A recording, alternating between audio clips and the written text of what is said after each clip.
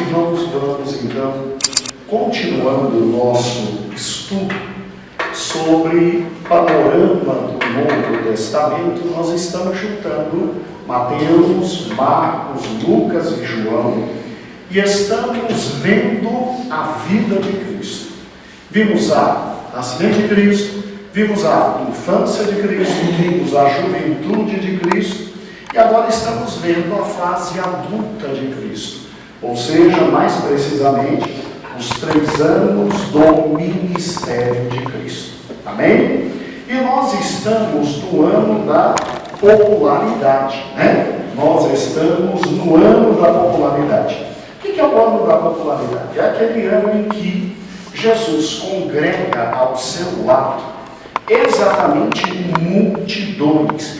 É aquele momento histórico onde o Senhor Jesus, ele simplesmente pratica muitos milagres, ele ensina sobre o reino, visando exatamente o quê? Visando exatamente trazer para perto de si o máximo possível de pessoas para anunciar sobre o reino e, obviamente, posteriormente viria o Espírito Santo e aí a igreja, fundada e edificada por ele, teria sim o seu devido crescimento, a sua devida expansão.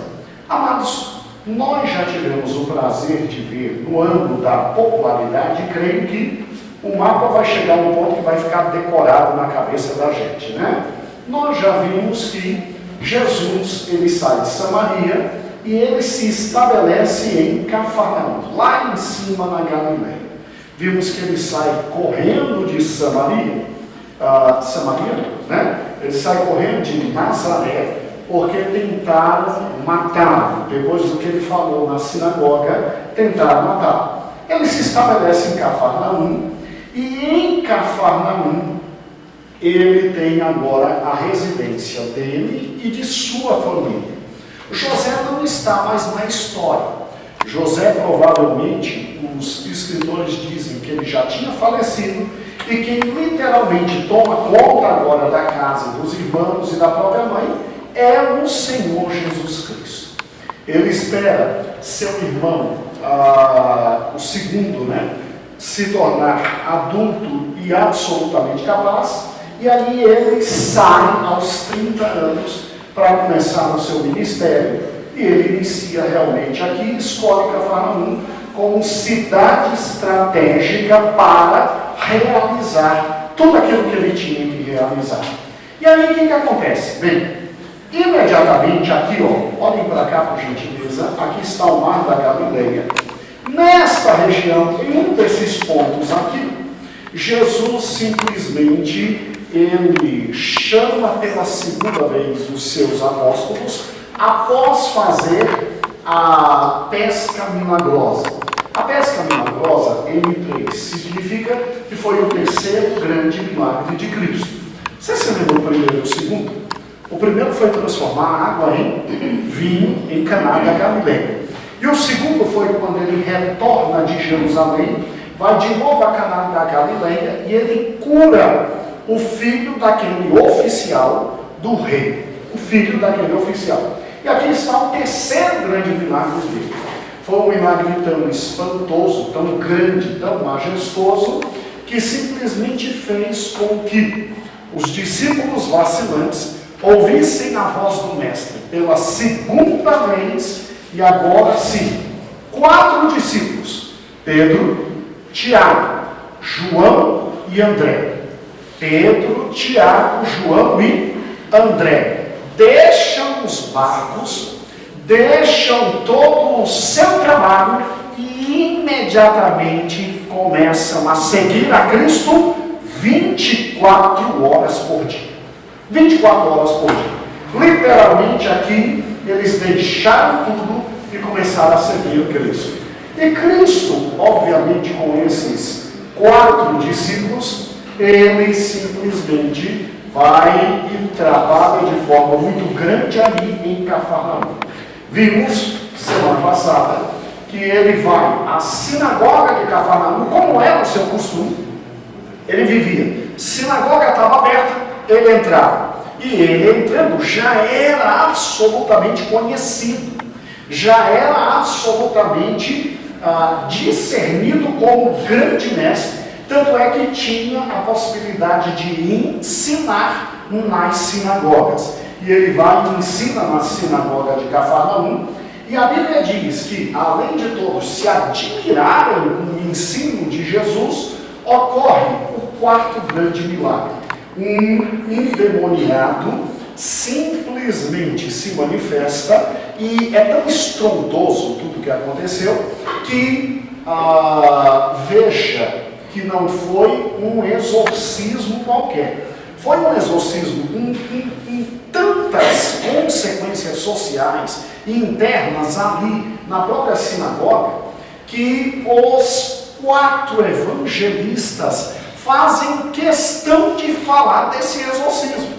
E cada um vai falando que, depois desse exorcismo, multidões vieram atrás de Cristo. Em primeiro lugar, multidões da própria cidade. Aí outro diz que multidões das cidades circunvizinhas aqui. Aí o outro diz multidões de Samaria, Decápolis, Pereira. Outro diz que multidão até de fora do país, como Fenícia, aqui em cima, a Síria, vieram.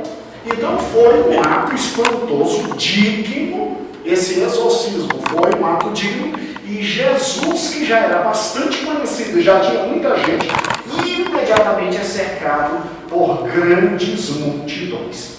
E aí nós vimos que Jesus, com os seus 4 discípulos, vão agora e tem o fato da cura da sogra de Pedro. Eles saem, foi o que vimos semana passada, eles saem da sinagoga, e eles vão à casa de Pedro. Ali ficam, a casa de Pedro é outro quartel-general de Cristo, né? Nós vamos ver hoje algo muito interessante, é uma dúvida que existe, mas que a certeza quase absoluta é que o próximo milagre que veremos também foi ali na casa de Pedro. É uma pequena dúvida, mas nós vamos tirar essa noite. E aí, a cura da sogra de Pedro foi outro fenômeno tão grande, porque a doença que nela estava simplesmente a tomava com febre tão alta, que a palavra de Deus diz que as multidões aumentaram ainda mais depois da cura da sogra de Pedro. E aí nós vimos na aula passada o local onde acreditam ser a casa de Pedro. Acreditam, inclusive, que a casa de Pedro era bastante próxima à sinagoga. Nós vimos imagens, e eu enviei para os irmãos, eu enviei um vídeo através da Izinha, deve ter chegado para as irmãs, através do Elias para os jovens. Eu coloquei no grupo dos homens um vídeo do pastor Pagalim, né? E o pastor mostrando de novo aquele local que nós vimos aqui. Creio que foi um vídeo maravilhoso. E paramos na nossa última aula, na querida primeira viagem missionária de Cristo. Primeira viagem missionária de Cristo. Antes de mostrarmos ali no querido mapa, eu quero que você, meu irmão, por gentileza, abra comigo a palavra do Senhor. A gente nos textos sagrados esta noite, ok? E aí eu quero ler com os irmãos agora, no início do estudo, a Bíblia. E depois de lermos os textos sinóticos, aí a gente vem para o mapa e vem discernir uma série de fatos que vamos entender essa noite. Amém? Senhor, abençoa-nos esta noite com a Tua palavra. Abre o nosso conhecimento, o nosso entendimento. Mas, acima de tudo, aquece o nosso coração. Para a honra e glória do Teu nome. Amém e amém. Muito bem. Eu te convido, irmão, abre comigo Mateus capítulo 4. Mateus capítulo 4. Em Mateus capítulo 4, exatamente versículo 23, 24 e 25. Olha que interessante. Mateus capítulo 4, versículo 23. Assim diz o Senhor: E Jesus foi por toda a Galileia, ensinando nas sinagogas deles, pregando as boas novas do reino, curando sobre isso todas as enfermidades e doenças entre o povo. Olha a consequência. Notícias sobre ele se espalharam por toda a Síria. E o povo lhe trouxe todos os que estavam padecendo vários males e tormentos, endemoniados, epiléticos, paralíticos, e ele os curou. Grandes multidões o seguiam, vindas da Galileia, Decápolis, Jerusalém, Judeia e das regiões do outro lado do Jordão. E, irmãos, olha que fato maravilhoso. Olhe para cá, olhe para o mapa. Veja que interessante. Jesus está literalmente aqui, andando pela o quê? Pela o quê? Galileia. E aí o texto diz que ele, nesse momento histórico, tem seus 4 discípulos acompanhando. Ele avança por todo o território da Galileia. E em razão disso, o que ocorre? Mateus diz que trazem para ele aqui, é que aqui em cima está a Síria, desse lado a Fenícia, aqui em cima a Síria. E trazem para Jesus multidões de enfermos e ele curava todo mundo. E olha que interessante, segundo o relato de Mateus, ele que está aqui na Galileia, ele atrai tanto a popularidade que da Judeia, olha a Judeia onde está, olha a Judeia, da Judeia levam para ele o quê? Enfermos, de Decápolis, da Peleia, e até da além do Jordão, aqui o Rio Jordão, da além do Jordão. Então, multidões saíam de todos os lados para vir para cá, simplesmente não só ouvi-lo, mas também para por ele ser curado. Você veja que a consequência será, Jesus vai atrair para ele todos, absolutamente todos que estão necessitados. Mas não só os necessitados. Veremos ao final do estudo que ele vai atrair também a curiosidade dos grandes em sua terra, como fariseus, saduceus, herodianos, escribas. Nós veremos até o final. Agora vamos, por gentileza, para Marcos capítulo 1. Em Marcos capítulo 1, você tem um narrar desta primeira viagem missionária de Cristo. E diz Marcos, capítulo 1, versículo 35. De madrugada, quando ainda estava escuro, Jesus levantou-se, saiu de casa e foi para um lugar deserto, onde ficou orando. Simão, que é Pedro, e seus companheiros foram procurá-lo. E ao encontrá-lo, disseram: todos estão te procurando. E Jesus respondeu: vamos para outro lugar, para os povoados vizinhos, para que também lá eu pregue.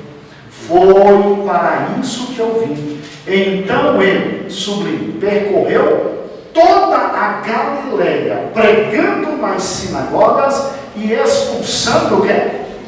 Demônios. Olha que interessante. O outro texto também nos traz esta noção aqui, irmãos. Acompanhe aqui por gentileza. Olha que interessante. Jesus percorre toda a Galileia simplesmente ensinando nas o quê? Sinagogas, e além de ensinar nas sinagogas, praticando o quê? Milagres. Praticando milagres.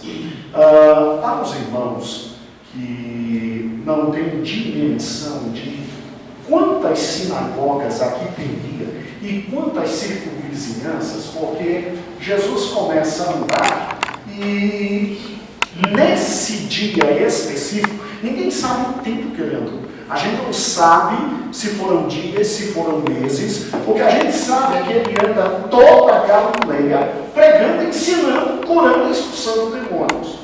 E aí, obviamente, você vê Jesus, no início do seu ministério, se retirando para orar.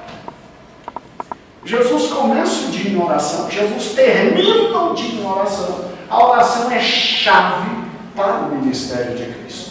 Agora acompanhe aqui, olha que interessante. Para que você veja, vou voltar aqui de novo. Está vendo aqui a Galileia? Eu peguei esta região e eu transformei aqui, neste quadro inteiro.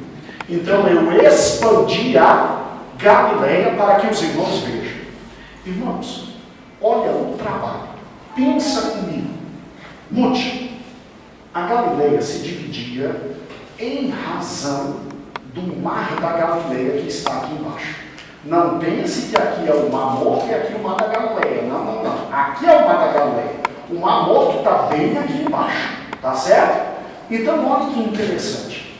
A Galileia se dividia em Galileia do Sul, essa que eu acabei de salientar aqui, aonde estavam as cidades mais populosas, mais ricas, aonde se concentrava 70% a 75% da população da Galileia. Então aqui está o quê? Nazaré, aonde Jesus cresceu, para onde seu pai foi depois que voltou do Egito, tá bom? José. Aqui está Tiberíades, uma cidade muito importante para o Império Romano.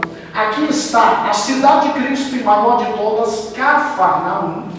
Mas aqui também está a cidade de Caná da Galileia. Aqui também está Sefarim, tá? Que se tornou com a queda de Jerusalém um dos locais para onde foi o Sinédrio. Depois que acabaram com Jerusalém, expulsaram os judeus de Jerusalém, o Sinédrio veio para cá em razão da grandeza desta cidade.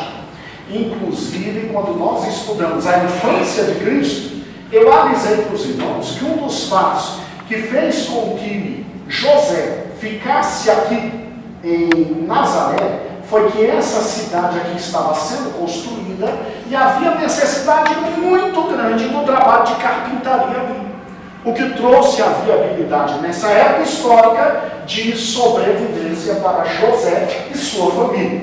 Agora, pare e pensa comigo, quanto tempo você consegue percorrer isso aqui? Você acha que é um dia, 2 dias? A Bíblia diz que Jesus percorreu, foi toda a Galileia e que Jesus pregava em todas as queridas sinagogas. Olha para cá, irmãos. Aqui são cidades. Não está aqui dentro as vilas.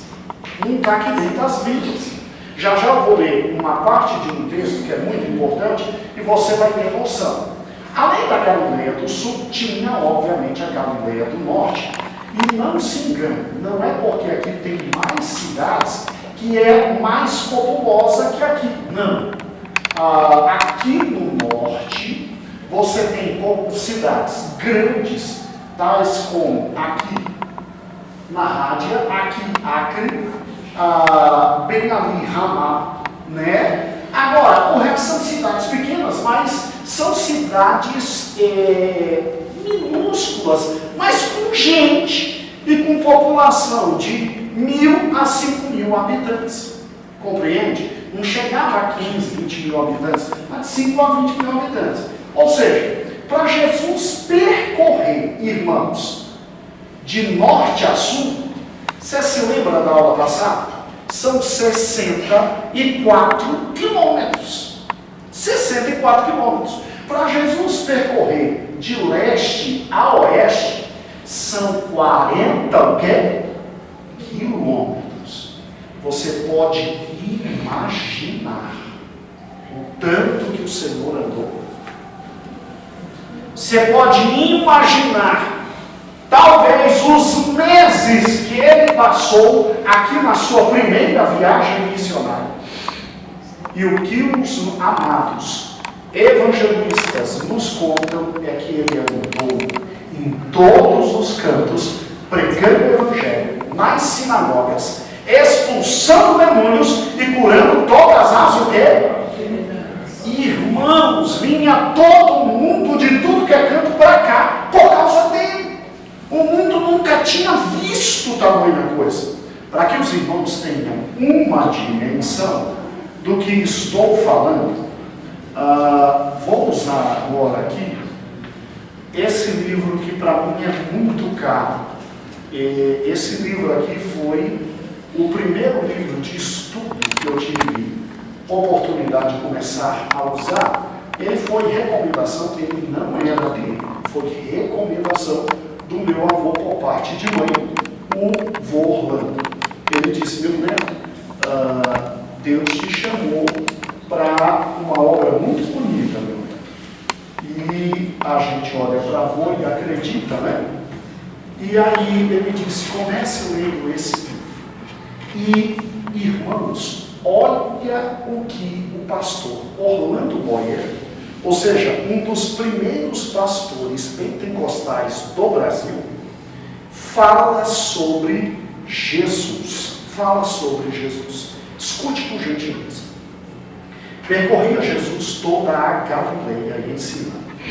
Nunca houve homem mais esforçado e energético em alcançar o alvo do que Jesus, em levar o Evangelho a todos os que habitavam na Galileia. Nem jamais houve alguém com alvo tão nobre e sublime como Cristo em salvar almas. A mensagem que ele pregou foi o Evangelho do reino dos céus, o reino que subsistirá sobre todos os reinos do mundo. Agora, olha que fantástico esse ponto. Ensinando nas sinagogas. No tempo do ministério de Jesus na terra, os judeus tinham o objetivo de construir casas para os seus cultos em todos os lugares, até na Síria, Ásia Menor, na Grécia, e em todos os lugares onde residiam judeus da dispersão, judeus fora de Jerusalém. Cristo pregava nas sinagogas porque os judeus as procuravam para os cultos, e portanto ali a mente dos ouvintes estava mais aberta para a sua o quê? Mensagem. Que Deus fantástico, né? Até isso ele se aproveita. Ele aproveita o momento, o dia e a hora em que o povo vai para ouvir alguma coisa, e lá vem o Senhor com o Evangelho. Olha que interessante. Mas Jesus, na sua graça, não ficou contente em pregar somente nas sinagogas. José, historiador do primeiro século, registra que havia mais de 200 cidades e aldeias com sinagogas na Galileia. Nunca houve um pregador itinerante tão incansável. Passava Jesus de cidade em cidade, suplicando aos perdidos que se reconciliassem com Deus. E Jesus não somente ensinava, mas também curava. E não somente curava alguns, mas curava todos. Mencionam-se 3 tipos de enfermidade: endemoniados, lunáticos e paralíticos. A paralisia é a maior fraqueza do corpo. Não é verdade? E Jesus curava. A loucura, a maior doença da mente. E Jesus curava. Ser possesso de demônio é a maior miséria de um corpo e de uma mente. Mas Cristo curava todos esses males, porque Ele é médico tanto da alma quanto do corpo. Que coisa fantástica, né? Página 291 do livro Espada Cortante, volume 1, Orlando Boyer. Irmãos, esse livro, vou fazer propaganda, é da CPAD, é o melhor comentário que eu já vi até hoje de Daniel e Apocalipse, de Mateus, Marcos e o volume 2, Lucas, João e Atos. E que pena que o pastor Orlando Boyer não teve tempo para escrever Romanos, Gálatas, Efésios, Filipenses e Pedro. Mas Deus é Senhor sobre tudo. Então você entendeu a dificuldade e você entendeu como o Senhor Deus cooperava com seu filho. Ele estava nesta região, uma das mais difíceis e inóspitas, e todos vinham de tudo que é lado para simplesmente receber dele a graça. Agora vamos, amados irmãos, para o livro de Lucas. Por gentileza, o livro de Lucas. Livro de Lucas, capítulo 4. Primeira viagem missionária de Cristo. Lucas capítulo 4 diz: ao romper do dia, Jesus foi para um local solitário. As multidões o procuravam, e quando chegaram até onde ele estava, Lucas 4, versículo 42, né? Não fala o versículo, me perdoe. Glória a Deus. Lucas 4, 42. Aí não dá, né? Vamos lá. Ao romper do dia, Jesus foi para um local solitário. As multidões o procuraram, e quando chegaram até onde ele estava, insistiram que não as deixasse. Irmãos, olha o que era Cristo. As multidões dizendo, vai embora não. E ele teve que se mover de norte a sul, leste a oeste, para quê? Para levar luz a todos. Mas as multidões diziam, não vá. Mas ele disse, é necessário que eu pregue as boas novas do reino de Deus em outras cidades também, porque para isso eu fui enviado. E continuava pregando nas sinagogas da Judéia. Olha a informação que Lucas nos dá. Lucas simplesmente diz que Jesus chegou ao ponto de atingir toda a Galileia e chegou a pregar até nas sinagogas da Judéia. Então veja o quanto o Senhor era incansável. Por gentileza, acompanhe aqui comigo. Então aqui está a primeira viagem missionária de Cristo. E agora nós vamos entender porque de vez em quando Jesus chamava para um particular mais profundo quem? Pedro, Tiago, André e o quê? Porque esses quatro estavam com ele desde o início. Olha que interessante. 4 discípulos com ele. Território, toda a Galileia. Aí Jesus simplesmente faz algo extraordinário. Ele cura muita gente, ele expulsa demônios, ele pratica o amor e ele ensina. Mas os queridos irmãos resolvem falar de um sexto milagre. Cura de quê? Do leproso.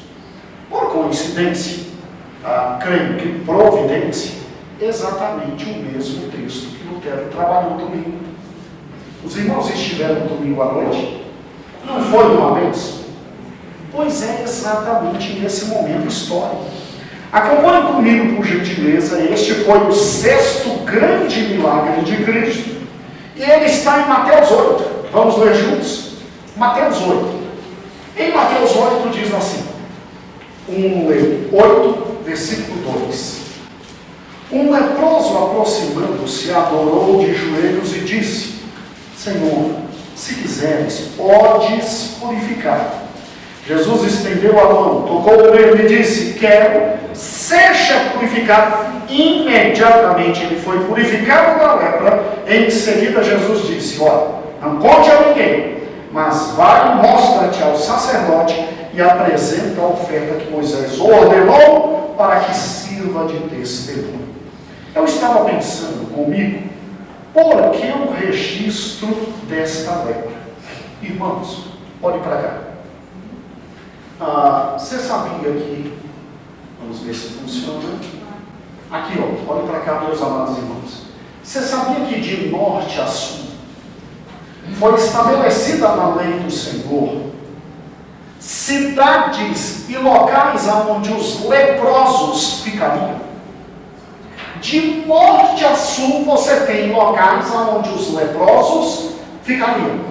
Em razão da impossibilidade de cura da lepra, você tem o que? Esses homens vivendo em locais absolutamente separados, e ali a família ia e levava alimento, a família ia, levava roupa, mas ninguém tinha acesso a eles em razão do medo de pegar e contrair a doença. Por uma questão sanitária e de saúde pública, Deus tinha estabelecido que eles ficassem absolutamente separados e, obviamente, em Levítico você tem isso. Agora, por que eles registraram isso aqui? Porque até esse momento, nenhum leproso tinha ido atrás de Cristo. Esta é a única resposta viável. Ninguém com a doença tão perigosa quanto este homem tinha ido. E aí, obviamente, se Jesus na Galileia está, ou se está em Samaria, ou está na Pérea, ou Decápolis, ou Itureia, ou aqui, mas com certeza aqui na Galileia, de algum canto, este leproso sai, ele vai até Cristo. Segundo o Levítico, ele não poderia. Ele, numa distância de 50 metros, tinha que gritar: leproso, leproso, todos se afastem, leproso. Ele não grita coisa nenhuma. Ele chega perto de Cristo e ele olha para Cristo e diz: Senhor, se quiseres, tu podes me curar. E Jesus disse: eu quero ser. E Jesus simplesmente diz: já vai se apresentar ao sacerdote, cumprindo o que está, se não me falha a memória, Levítico 14. Levítico 14, Lutero estava pregando domingo, eu voltei em Levítico 14, é isso mesmo, cumprindo tudo aquilo que está em Levítico 14, e aí imediatamente você já está curado. Então, quando o povo soube que Jesus já estava curando lepra, irmãos, a popularidade de Cristo, que já era enorme, tornou-se insuportável, absolutamente insuportável. Olha o mesmo texto em Marcos capítulo 1. Marcos capítulo 1. Vamos juntos? Um leproso aproximou-se dele e suplicou-lhe de joelhos. Aí aqui tem um detalhe a mais. Desculpa, versículo 40. Eu acredito que os irmãos estão com a mesma Bíblia que eu estou, né? Aí não dá. Marcos 1 e 40. E aí o leproso aproximou-se dele e suplicou-lhe de joelhos: se quiseres, pode purificar. Cheio de compaixão. É incrível. Você lê o texto de canto, lê no outro, você tem ricos detalhes. Olha que lindo que Marcos fala. Cheio de compaixão. E Marcos é muito objetivo. Marcos não é de falar dos sentimentos de Cristo. Marcos não é de falar dos sentimentos dos outros. Marcos conta de forma muito objetiva tudo e acabou. E acabou. E olha que Marcos não estava com Cristo vendo isso. Quem narrou tudo isso para Marcos foi Pedro. E Marcos registra o que escutou de Pedro. Olha que interessante. Cheio de compaixão, Jesus estendeu a mão, tocou nele e disse: quero. Seja o quê? Purificado. Seja limpo. Imediatamente a lepra o deixou e ele foi purificado. Isso aqui Pedro viu. Isso aqui Pedro narrou para quem? Para o nosso amado Marcos. Nosso amado Marcos. Um garoto que foi estagiário de Pedro, estagiário de Paulo, estagiário de Barnabé, e foi o motivo de briga imensa entre Paulo e Barnabé, e depois acolhido por Pedro, se transforma em um dos principais evangelistas que temos, em todos os tempos. Versículo 43. E em seguida Jesus o despediu com uma severa advertência. Quer dizer, Jesus, quando falou com esse ex-leproso, veja que a advertência foi tão forte que diz que todo mundo registra, né? Olha, não conte isso para ninguém, mas vá, mostra-se ao sacerdote, ofereça pela sua purificação de sacrifícios que Moisés ordenou para que sirva de testemunho. Só que o linguagem, versículo 45, ele porém saiu e começou a tornar público o fato, espalhando o quê? A notícia. Já tem algo a mais. E aí Jesus, que já estava cheio de gente do lado, não aguentou mais, né? Vamos lá. Por isso Jesus não podia mais entrar publicamente em nenhuma o quê? Cidade. Jesus não conseguia entrar nas cidades. É fantástico, né, gente? Mas ficava fora, em locais solitários. Todavia, assim mesmo vinha a ele gente de todas as partes. Agora a última narrativa, Lucas 5. Lucas 5. Versículo 12 ao versículo 16. Vamos juntos. Estando Jesus numa das cidades, a gente não sabe que cidade ele estava, mas ele andou em muitas. Passou um homem coberto de lepra. Quando viu Jesus, prostrou-se em terra e rogou: se queres, pode purificar. Jesus estendeu a mão, tocou nele, dizendo: quero, seja purificado. Imediatamente a lepra o deixou. Vê que diferença, né? Um médico fala objetivamente. Era lepra, Jesus tocou, o deixou. Pedro, que fala por intermédio do rapazinho chamado João Marcos, diz: ele teve compaixão, ele estendeu a mão, trouxe para perto de si, o curou, né? Mas tudo é absolutamente inspirado pelo Espírito Santo de Deus. E olha que interessante, Jesus estendeu a mão e tocou nele e disse: quero, seja purificado. Imediatamente a lepra o deixou. Então Jesus lhe ordenou: não conte isso a ninguém, mas vá mostrar-se ao sacerdote e ofereça pela sua purificação os sacrifícios que Moisés ordenou para que sirvam de testemunho. Todavia, as notícias a respeito dele se espalhavam ainda mais, de forma que multidões vinham para ouvi-lo e serem curadas de suas doenças. Mas Jesus retirava-se para lugares solitários e orava.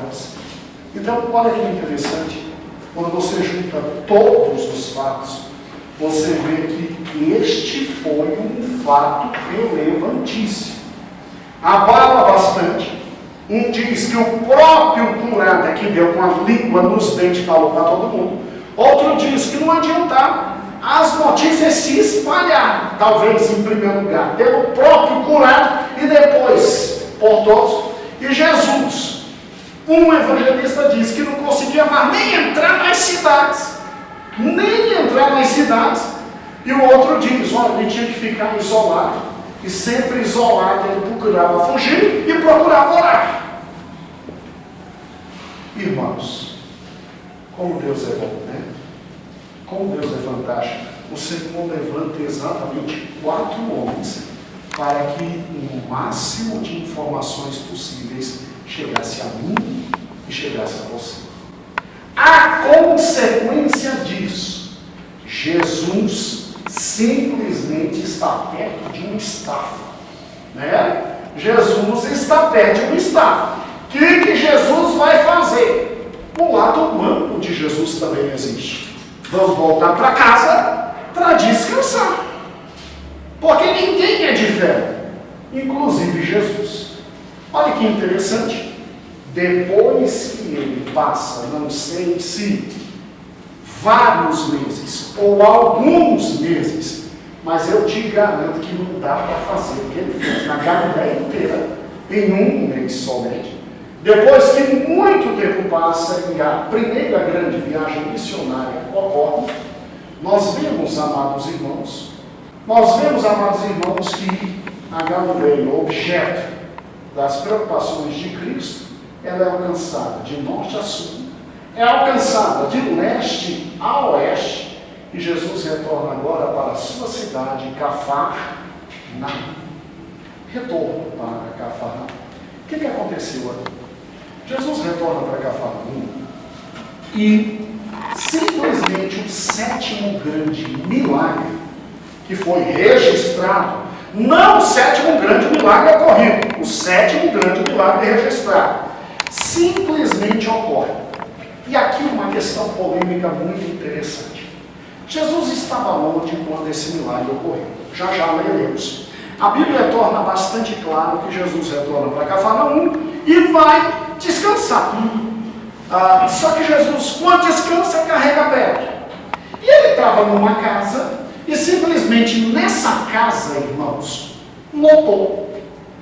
Porque onde Jesus estava, as multidões estavam. Daí o que nós chamamos de ano de popularidade. Lotou. E aí o que acontece? Se lembra? 4 homens vinham trazendo um para. Tenta entrar pela porta, não dá. Pela janela, não dá. Sabe o que nós vamos fazer? Nós vamos subir, tirar o telhado e vamos baixar. Vamos baixar, e Jesus, vendo a fé, Jesus olha para o paralítico e diz: perdoados estão os teus pecados. Quem está no meio da multidão? Os fariseus. E dizem assim: quem é esse ser que pensa que pode perdoar pecados? Ele é Deus. Aí Jesus, conhecendo o coração deles, a palavra de Deus diz assim: o que é mais fácil, perdoar pecados ou curar? Para que vocês vejam que o Filho do Homem tem poder de perdoar pecados, toma o teu leito e anda. Baixaram o pobre por cima da casa, saiu pela porta de casa, andando, ainda levando o leito. Olhe para cá. Eu sei que eu enviei para você um vídeo, e o pastor Pararim, ele é daqueles que acredita que esse fenômeno ocorreu também na casa de Pedro. Por quê? Porque a casa de Pedro passa a ser o quartel-general de Cristo. Mas Cristo não tinha casa? Tinha casa. Mas pelo jeito, Jesus procurava preservar sua mãe e seus o quê? Irmãos. Nós veremos, não sei se na próxima quarta ou na outra, que os irmãos chegaram para ele já revoltados, tinha tanta gente em cima de Cristo, e simplesmente com a privacidade invadida, os irmãos chegaram e disseram: não dá nem para a gente ir para as festas. Tem Pentecoste, nós não podemos ir. Tem Páscoa, nós não podemos ir. Tem festa das tendas, nós não podemos ir. Você é um problema. Aí Jesus até diz para eles assim: não, faz assim, vai na frente, eu vou depois escondido. Chegou uma hora da convivência, a mãe de Jesus, segundo a palavra de Deus, chega uma hora que mesmo sabendo tudo o que tinha acontecido, ela pensou que o filho estava doido, que o filho estava louco. E ela quase que quer intervir para parar o ministério de Cristo. Aí Jesus diz: avisa para aquela senhora lá fora que minha mãe e meus irmãos é a galerinha aqui, que faz a vontade do meu Pai. Então, aí Jesus bota a mamãe e os irmãos no devido lugar. Não mais de mamãe e irmãos, mas se quiser, me aceitem como Salvador, porque vocês estão indo para o inferno. Nós veremos isso já, e veremos porque Jesus foi tão delicado. Então, muita gente crê que isso aqui aconteceu não na casa de Jesus, mas crê que aconteceu na casa de quê? Pedro. E aí, aquelas fotos que vimos semana passada, e vamos reproduzir aqui de novo, o local lá onde creem que é a casa de Pedro, construíram em cima o quê? Uma igreja, e que no centro fica exatamente vidro, para verificar onde baixaram este Senhor. Então, olha que interessante. Mas já digo aos irmãos que existem historiadores que dizem que isso aconteceu na casa de Cristo, não de Pedro.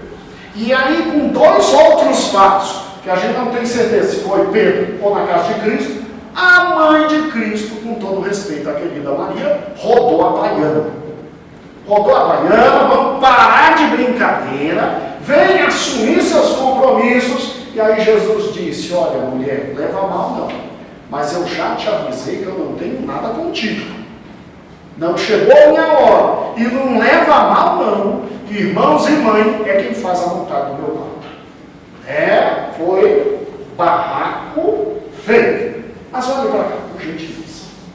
E obviamente cresce a hostilidade. Não aparece a hostilidade. A hostilidade contra Cristo cresce. Olha que interessante, irmãos. Isso é muito interessante.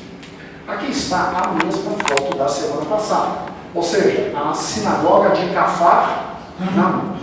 Olha que interessante. Aqui está a parte histórica. Se você visitar hoje lá, aqui está a sinagoga, aqui está a suposta casa de Pedro. Ok? A suposta casa de quem? De Pedro. Joel, que coisa boa. Muito legal. Vamos juntos. Pode passar? Agora pode. Aqui está uma estátua que fizeram, e o que me interessa é isso aqui. Se lembra daquela parte? Olha que interessante. Aqui em cima é uma igreja construída, embaixo está a suposta casa de Pedro. E o que é interessante é, aqui a divisória da casa, ou pelo menos o que sobrou, aqui em cima a igreja. Está vendo aqui, ó? Porque aqui os bancos, a igreja, a gente ainda vai lá. Vamos fazer uma tarde da bênção lá, ok? E não se preocupe, tem ar-condicionado aqui. Ok. Aqui seria o suposto lugar aonde os quatro baixaram quem? Exatamente. Por isso eles deixam aberto aqui. Eles deixam aberto aqui. E é muito interessante, irmãos, porque esse sétimo milagre registrado, ele simplesmente torna evidente a loucura que era Cristo na época. Sem WhatsApp, sem Facebook, sem Instagram, sem comunicação social nenhuma, vinha todo mundo de todo lado, a ponto de, quando ele volta para casa, porque esse texto é importante, porque termina a primeira viagem missionária dele, ele volta para casa, e olha que para voltar para casa deve ter sido difícil, porque nós lemos em um dos evangelhos que as multidões não queriam que ele saísse de perto das o quê? Multidões. Então, olha que interessante. Quando ele volta para casa, ele tem essa grata surpresa de chegar em casa, está tudo lotado, e Deus e o mundo esperando por ele. Vamos ler. Olha que fantástico. Por gentileza, abra comigo em Mateus capítulo 9. Mateus capítulo 9, depois Marcos capítulo 2, Lucas capítulo 5, e a gente encerra esta noite mais esta parte. Estamos juntos? Acompanhe comigo a leitura, por gentileza. Mateus 9, versículo 1 em diante, diz assim: Entrando Jesus num barco, atravessou o mar e foi para a sua cidade. Então, olhe para cá. Se Jesus entrou no barco, não, eu quero é. Se Jesus entrou no barco, irmãos, olha que interessante. Se ele entra no barco, isso significa que Cafarnaum estando aqui, ele estava do outro lado. Ele estava do outro lado. Ele pega um barco e atravessa para vir para casa. Vamos lá? Então, voltando ao texto. Então Jesus entrou no barco, atravessou o mar e foi para a sua cidade. Sua cidade é o quê? Cafarnaum. Tome cuidado, eu já vi gente falando que já que Jesus foi para a cidade dele, foi para Belém. Não. Jesus era chamado de Nazaré. Ele se identificou, porque Jesus tinha nascido em Belém. Então, tinha gente que interpretou errado isso aqui. É Cafarnaum, sua cidade. Alguns homens trouxeram-lhe um paralítico deitado em uma maca.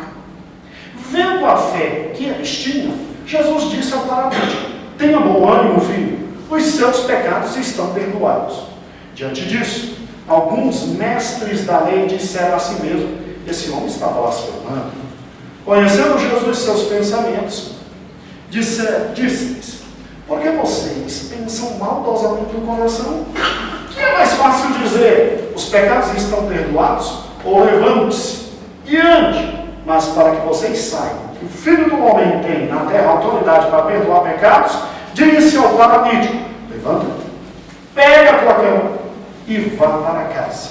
E ele levantou e foi. Vendo isso, a multidão ficou cheia de temor e glorificou a Deus, que dera tal autoridade aos homens. Mateus narra pouca coisa, é bem objetivo. Agora vamos para Marcos. Poucos dias depois, tendo Jesus entrado novamente em Cafarnaum, Marcos capítulo 2, versículo 1. Marcos 2 e 1. Então Marcos já deixa claro que Jesus entra em Cafarnaum, por isso Mateus diz sua cidade. O povo ouviu falar que ele estava em casa. Mas que casa? Muitos dizem a dele, outros dizem de Pedro. Então muita gente se reuniu ali de forma que não havia lugar nem junto à porta. E ele, aproveitando, Jesus, ora, pregava a palavra. Vieram alguns homens trazendo um paralítico, carregado por 4 deles. Não podendo levá-lo até Jesus por causa da multidão, removeram a parte da cobertura do lugar onde Jesus estava, e pela abertura do teto baixaram a maca em que estava deitado o paralítico. Vendo a fé que eles tinham, Jesus disse ao paralítico: filho, os teus pecados estão perdoados. Vê que Marcos tem mais detalhes que Mateus. Estavam ali sentados alguns mestres da lei e, raciocinando em seu íntimo, disseram: por que esse homem fala assim? Está blasfemando. Quem pode perdoar pecados a não ser somente Deus? E Jesus percebeu logo em seu espírito que era isso que eles estavam pensando e lhes disse: por que vocês estão remoendo essas coisas em seu coração? Que é mais fácil dizer a um paralítico: os seus pecados estão perdoados, ou levante-se, pegue sua maca e ande. Mas para que vocês saibam que o Filho do Homem tem na terra autoridade para perdoar pecados, disse ao paralítico: eu lhe digo, levante-se, pegue sua maca e vá para casa. Ele se levantou, pegou a maca e saiu à vista de todos, que atônitos ficaram, glorificando a Deus e dizendo: nunca vimos nada igual. E agora vamos para Lucas capítulo 5, último texto. E Lucas já imediatamente parte de Cafarnaum. Lucas 5, 17. Certo dia, quando ele ensinava, estavam sentados ali fariseus e mestres da lei, procedentes de todos os povoados da Galileia, Judeia e Jerusalém. Olha que informação importante. O pessoal veio lá de Jerusalém, de todo o canto, porque já a fama de Cristo corria. Vamos ver quem é esse homem. Então, e o poder do Senhor estava com ele para curar os doentes. Vieram alguns homens trazendo um paralítico numa maca e tentaram fazê-lo entrar na casa para colocá-lo diante de Jesus. Não conseguindo fazer isso por causa da multidão, subiram no terraço, baixaram a maca através de uma abertura até o meio da multidão, em frente de Jesus. Vendo a fé que eles tinham, Jesus disse: homem, os seus pecados estão perdoados. Os fariseus, mestres da lei, começaram a pensar: quem é esse que blasfema?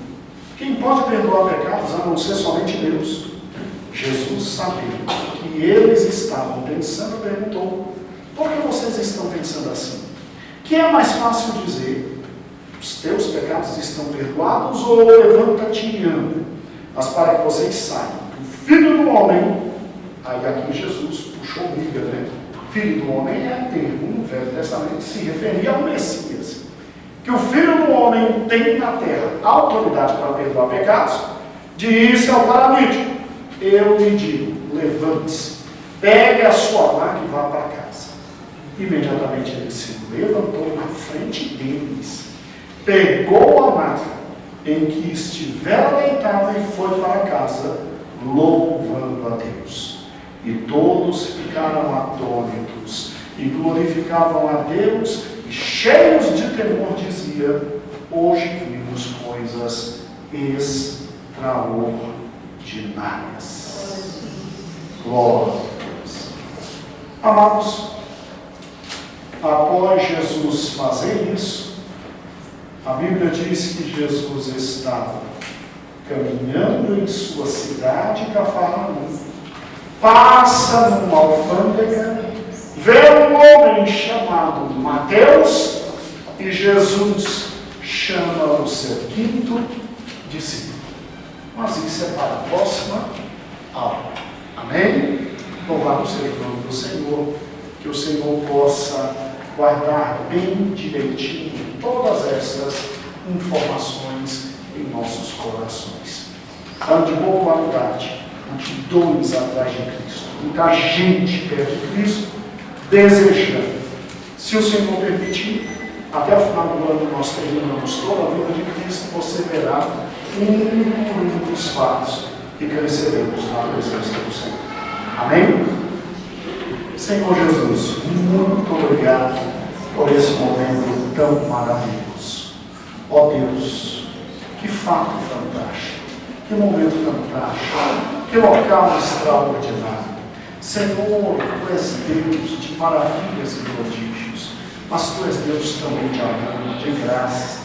Nós te louvamos, ó Deus, porque diante de Ti todas as nossas necessidades estão absolutamente abertas.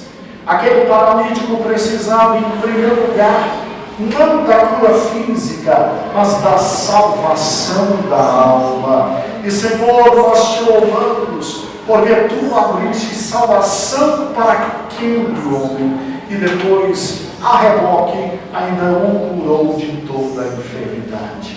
Senhor, que maravilhoso este momento. Tu viestes para salvar, para libertar. E que maravilhoso Tu entregastes a nós, ó Deus, também as mesmas prerrogativas. Nós cremos em Ti, ó Cristo. Nós cremos na Tua palavra, como Tu dissestes, que aquele que cresce faria também as mesmas e maiores obras. E nós cremos. Nós sabemos que Tu és o Deus da bênção, mas nós cremos em Ti e veremos milagres e prodígios. Mas acima de tudo, Senhor, começa a salvar. O mais importante é a salvação. Começa a salvar. Tu andastes por toda a Galileia, tu andastes de norte a sul, leste a oeste, pregando o Evangelho do Reino, pregando o arrependimento, pregando, Senhor, a chegada da misericórdia e da graça. Senhor, usa-nos também para isso. Senhor, levanta o Teu povo, para que Teu povo ande de forma forte, corajosa, poderosa, como Tu andastes, levando outros à presença do Pai, para que possam ser reconciliados e abençoados. Muito obrigado por esse momento, ó Deus. Louvamos o Teu nome. Amém e amém. Glória a Deus. Amém.